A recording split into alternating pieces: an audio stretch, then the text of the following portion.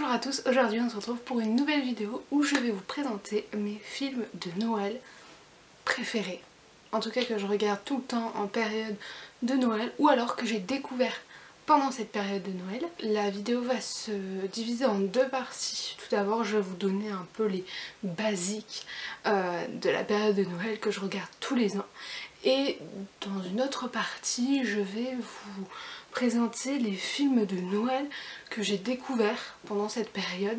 C'est pas forcément des films de Noël, mais ça fait penser à la période de Noël. C'est des films qui sont assez récents et qui sont disponibles sur Netflix parce que j'ai Netflix depuis, je dirais, 1 an et demi et c'est comme ça que je regarde mes films de Noël le soir plutôt que l'après-midi sur la télévision. Alors, tout d'abord, il y a un basique qui est Harry Potter à l'école des sorciers. J'adore ce film, j'adore Harry Potter et l'univers d'Harry Potter. Mais je trouve que pendant la période de Noël, j'adore me re-regarder le premier. Et après, forcément, j'enchaîne. Mais surtout le premier parce qu'il y a vraiment cet esprit de Noël. Et puis... je sais pas, pour moi Harry Potter à l'école des sorciers est égal à la période de Noël et je le regarde tout le temps pendant cette période là. Retour vers le futur, qui est un des basiques des films, pas forcément de Noël mais des films de la cinématographie en général. Je l'ai regardé il y a pas longtemps. Me cliquez pas sur les doigts, mais je trouve que c'est un film très vieux mais très bien. Il y a beaucoup de scènes d'humour. Pour ceux et celles qui ne connaissent pas Retour vers le futur, il s'agit tout simplement d'un jeune qui part par accident dans le passé et il va changer un peu le passé et vous découvrirez s'il arrive à retourner dans le présent.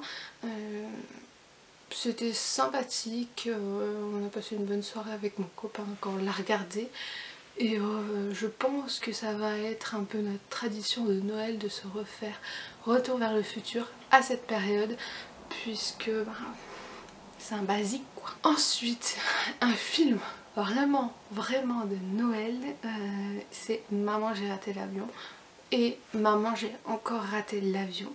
Alors dans le titre il y a le film expliqué, c'est un jeune enfant qui va être oublié par ses parents lorsqu'ils vont aller fêter Noël autre part. Bon, il y aura quelques scènes qui vont faire croire qu'il est là et puis en fait non. Et en fait, voilà, ils vont l'oublier, du coup il va devoir survivre à la maison tout seul. Et bien... pendant ce temps-là, il y aura des cambrioleurs qui vont profiter des fêtes et des absences pour cambrioler les maisons et du coup, voilà, il y aura toute une histoire entre ces cambrioleurs et le jeune quoi, qui s'appelle Kevin, il me semble. C'était assez marrant et ça se passe réellement pendant les périodes de Noël. Le 2, on a eu peur avec mon copain que ce soit un peu répétitif mais en fait ça l'a pas du tout été, enfin un tout petit peu, le principe est le même mais c'était toujours aussi intéressant de voir une autre vision. Là c'était plus du tout chez lui qu'il était coincé, ils l'ont pas oublié à la maison, enfin vous verrez tout ça si vous regardez le film mais c'est vraiment un basique de Noël. Rien que quand dans le film tu vois toutes les décorations, tous les cadeaux, enfin les grands sapins, les magasins qui ont toutes les décorations etc. Ça fait vraiment penser à la période de Noël et je pense que c'est un des films à regarder pendant ce mois de décembre voire novembre. Hein. J'ai mis deux dessins animés dans cette catégorie là. Tout premièrement j'ai mis les 5 légendes qui est en fait les 5 personnes des fêtes. Donc je sais qu'il y a le lapin de Pâques, il y a le Père Noël, il y a Jack Frost, il semble, et après les autres je ne sais plus. Mais en gros c'est l'histoire des 5 légendes pendant la période de Noël. Le film est intéressant, ça vous fait une bonne soirée dessin animé, il n'est pas exceptionnel mais c'est voilà, c'est un dessin animé. Donc voilà, c'est un peu un basique pendant ces fêtes de Noël, et puis au moins ça pourra occuper vos petits si vous en avez. Ensuite j'étais obligée de le mettre dedans, c'est L'étrange Noël de Monsieur Jack. Donc c'est un film de Disney par Tim Burton. Il y en a peut-être qui ne connaissent pas. En fait c'est l'histoire de Monsieur Jack qui représente Halloween, qui va vouloir en fait fêter Noël à la place d'Halloween. Et c'est vachement intéressant parce qu'il va y avoir une approche en fait de Noël par rapport à Halloween.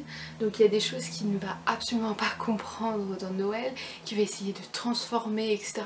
Et ça va être un réel bordel total. C'était assez marrant à voir, il y a beaucoup de scènes humoristiques en fait par rapport voilà, à la vision qu'on a de Noël.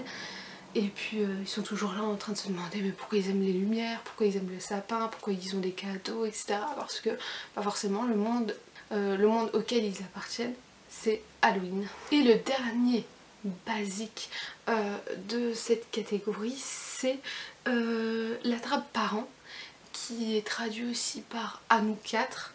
Donc en fait c'est deux jeunes filles qui se ressemblent fortement, hein, qui sont jumelles, qui vont se retrouver ensemble dans une colonie de vacances il me semble, et donc elles vont découvrir qu'elles sont sœurs, que voilà, à partir d'une photo elles ont les mêmes parents, etc. Et elles vont tout simplement décider de s'échanger. C'est un principe qu'on a quand même assez souvent, de échanger les vies comme ça parce qu'on se ressemble. Et donc elles vont s'échanger, et puis l'autre va voir son père et l'autre va voir sa mère alors qu'ils ne l'ont jamais vu, et ça va être des moments de quiproquo énormes parce que ils ont une certaine attitude avec leur père, une certaine attitude avec leur mère qui n'est pas la même vis-à-vis de l'autre. Et c'était hyper bien, et en fait le principe du film c'était de réunir du coup la famille. C'est cool de voir ça pendant la période de Noël. Moi je sais que je l'avais découvert pendant la période de Noël et que ça fait bien des années que je le regarde discrètement un samedi soir ou un dimanche quand j'ai rien à faire. Et donc là on va passer au film de Noël que j'ai découvert grâce à Netflix. Qui sont pour la plupart de l'année dernière ou de cette année, mais il y en a qui existent depuis bien longtemps. Donc alors on va commencer par Love Next Door, qui est en fait l'histoire d'une jeune fille qui tombe amoureuse du meilleur ami de son père. Donc en fait elle vient de se faire larguer par son copain, enfin elle a largué son copain actuel, elle rentre chez elle et puis elle va découvrir une certaine affinité avec le meilleur ami de son copain. Vous vous doutez bien que ça va être le bordel total dans les deux familles, puisque il a des enfants, qu'il est une femme, que ses parents n'acceptent pas forcément que leur jeune fille d'une vingtaine d'années sorte avec un homme plus vieux, et il y aura plein de situations de quiproquos. Celle qui joue la jeune fille, c'est celle qui a joué Blair dans Gossip Girl, donc j'étais hyper ravie de la retrouver dans un autre film. Et c'était hyper intéressant, c'est une histoire d'amour, hein. De toute façon tout ce que je vais vous dire c'est un peu des histoires d'amour. La romance pendant Noël c'est juste la meilleure chose quoi, Noël est égal à romance. Moi j'aime pas forcément les livres de romance, mais les films de romance, je trouve ça tellement gnangnan et tellement cuculapraline que j'adore ça. C'est très bizarre mais c'est comme ça. Ensuite j'ai également regardé Mariage sous la neige. Alors c'est l'histoire d'une organisatrice qui va organiser pour la première fois un mariage du début jusqu'à la fin. C'est le mariage de sa cousine. Seulement elle va découvrir pendant les préparations qu'il y a un enquêteur, un détective privé en fait, qui enquête sur le mari, le futur marié, et ça va un peu chambouler ses plans, etc. parce qu'elle va se poser des questions du coup sur la fidélité de la personne, et ça va être vraiment marrant. Bon la fin tout le monde la connaît, mais je l'ai trouvé un peu... Enfin, si vous le voyez, vous allez trouver la fin un peu rapide. En tout cas entre deux personnages c'est un peu rapide, mais sinon c'était cool. L'organisatrice est un peu Miss Maladroite et le détective privé c'est un peu j'ai le droit de tout, je me permets tout. Alors la rencontre des deux, des fois franchement c'est des dialogues de sourds, ou alors c'est des situations vraiment what the fuck. J'ai aussi regardé ce Noël-ci, donc cette année-ci, Love Actually, qui est en fait plusieurs histoires d'amour entre plusieurs personnages qui se connaissent plus ou moins. Et donc c'est des histoires d'amour entre un homme et une femme, mais c'est aussi des histoires d'amour entre un père et son fils, des histoires d'amitié aussi, des histoires d'amour un peu tordues. C'était intéressant, bon, c'est de la romance hein, comme d'habitude, et puis ça nous montre un peu tous les différents aspects d'amour qu'il peut y avoir sur la terre, parce qu'il y a beaucoup de couples différents les uns des autres. Et c'était cool, en plus il y avait pas mal d'acteurs qui sont connus, il y avait Newt du Labyrinthe, il y avait Rick de The Walking Dead, il y avait aussi Dr Watson de Sherlock, donc c'était assez sympathique de les retrouver tous ensemble. Bon, les personnages, enfin les duos ne se croisent pas vraiment, c'est à la fin qu'on comprend que tout est lié, que tout le monde se connaît, même si on voit quelques petits clins d'œil de temps en temps, mais c'est cool, c'est beaucoup de romance et beaucoup d'histoires compliquées, mais à la fin je veux dire tout se passe bien, tout finit bien, et c'est assez sympathique quoi.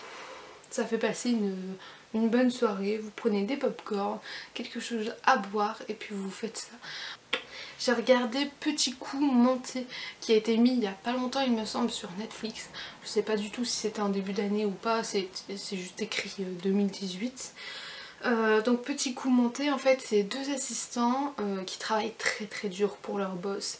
Vraiment on a l'image en fait de l'assistant qui se tue au boulot pour leur boss, qui sont là très tard dans la soirée, qui reviennent très tôt, qui n'ont pas de vie sociale, pas de vie amoureuse pardon.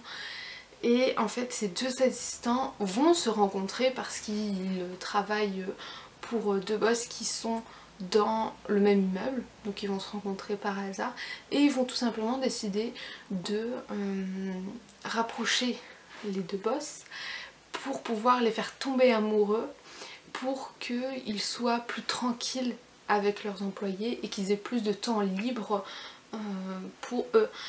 Et bon vous verrez, il y a des petits coups montés, c'est vraiment, ils montent toute leur histoire d'amour, ils s'arrangent à chaque fois, vu que c'est eux qui programment leur planning, c'est eux qui programment leur téléphone, etc. C'est assez facile pour eux de faire rencontrer les personnes, de les faire dire ce qu'ils veulent, etc. Ils les contrôlent. Tout ça pour avoir du temps libre et vous allez voir un peu comment ça va se finir. Je vous spoil pas, mais c'était vraiment drôle.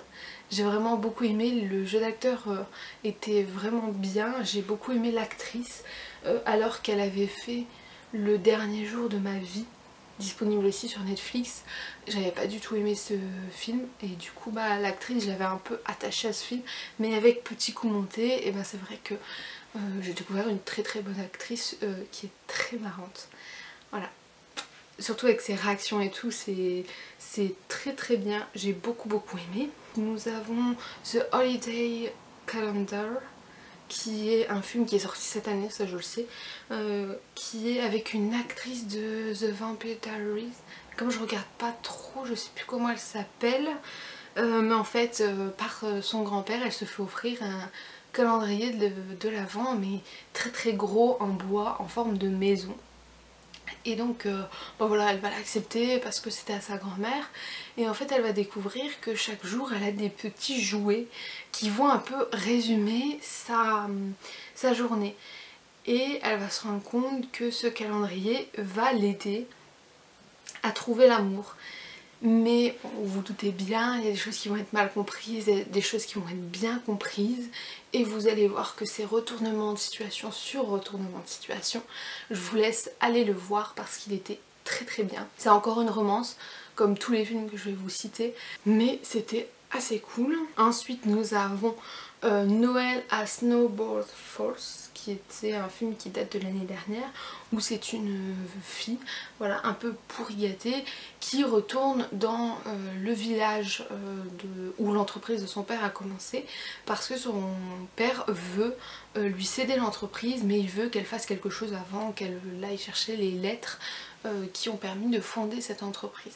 Donc elle va dans cette ville et en fait elle se retrouve bloquée parce que la personne qu'elle doit voir n'est pas là, et en plus de ça, il neige, ça fait des blocages, elle peut pas repartir en avion, elle peut pas repartir en voiture. Bon, voilà, on connaît un peu l'histoire, et voilà, elle va rencontrer donc les gens, elle va essayer de cacher son identité parce qu'elle n'a pas envie de se faire reconnaître vu que son père était connu à ce moment-ci et vu que elle est déjà passée. Et on va voir en fait la transformation d'une fille hautaine à une fille très touchée par tous les événements. C'était hyper bien. Je me souviens qu'à l'époque, l'année dernière quand je l'avais vu, je l'avais très bien apprécié. Donc je vous conseille aussi d'aller le voir. Ensuite il reste deux films, Christmas Prince. Donc là c'est une journaliste qui est envoyée à l'étranger pour trouver un scoop pour le prince. Donc voilà, elle est journaliste, elle est traitée comme de la petite merde. Du coup elle a envie d'avoir un scoop de malade pour remonter son estime, et en fait elle va se retrouver tout simplement piégée dans le château. C'est-à-dire que pour approcher le prince c'est compliqué, hein, c'est un prince, mais du coup elle va essayer de trouver un stratagème. Il me semble qu'elle devient la nourrice ou la professeure d'une enfant du château. Et puis en fait elle va se retrouver piégée dans le château où elle va pas pouvoir sortir puisqu'elle est nourrie et logée vu que c'est la professeure, et elle va se prendre d'amitié avec la petite fille, avec d'autres personnes. Je vous laisse aller voir la suite, c'était aussi très intéressant, il est sorti l'année dernière. C'était un des premiers films de Noël de Netflix que j'ai regardé, et après j'ai enchaîné avec tous les autres. Et le dernier, qui est le plus actuel, c'est La princesse de Chicago. Et là c'est Vanessa Hudgens qui joue en fait l'actrice principale, et c'est un peu le même principe que Nous 4. C'est-à-dire que c'est une princesse et une pâtissière qui vont se rencontrer, qui vont se ressembler pour de gouttes et qui vont tout simplement décider d'échanger leur vie parce que la pâtissière a envie de voir un peu le monde de princesse, et la princesse a envie de voir en fait le monde, le village auquel elle va régner. Sauf que la princesse est promise à un prince et elle va se marier dans quelques jours, et la pâtissière a un meilleur ami de tous les temps voilà, avec qui elle travaille, et vous vous doutez bien qu'il y aura une double histoire d'amour et que les choses ne vont pas se passer comme elle le souhaitait, quand il va falloir rechanger, il y aura des problèmes l'un et l'autre parce que voilà, les attitudes ne sont pas les mêmes, le langage n'est pas le même, les activités ne sont pas les mêmes, et c'était vachement intéressant je trouve.